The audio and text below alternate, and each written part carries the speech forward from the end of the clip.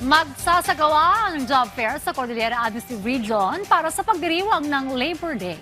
Iba't ibang aktibidad din ang inihanda ng DOLE Cordillera tulad ng learning session hinggil sa mental health sa loob ng workplace. Yan ang ulat ni Christine Sabaway ng PTV Cordillera.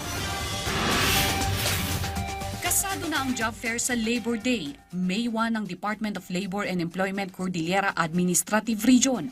Mahigit 7,000 job vacancies ang iaalok sa gaganaping job fair ng lokal na pamahalaan at pribadong sektor.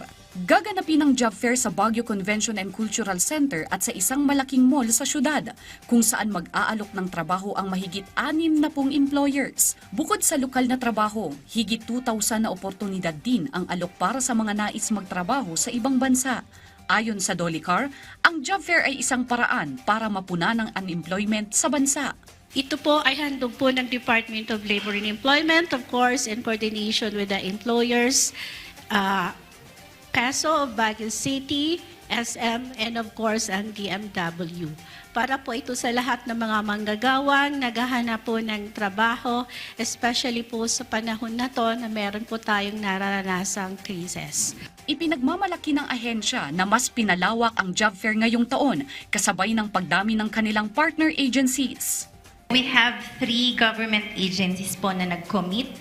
Meron po tayong SBMA, ang DSWD at ang Philippine Army. So they gave us particular positions po na kanilang gustong ma-fill up para po dun sa kanilang mga vacancies.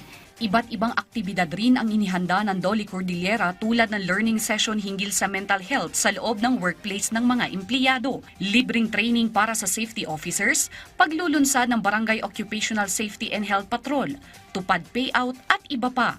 Para sa mga mag-a-apply ng trabaho sa May 1, huwag kalimutan ang mga basic requirements gaya ng resume, valid ID, clearance documents at iba pa.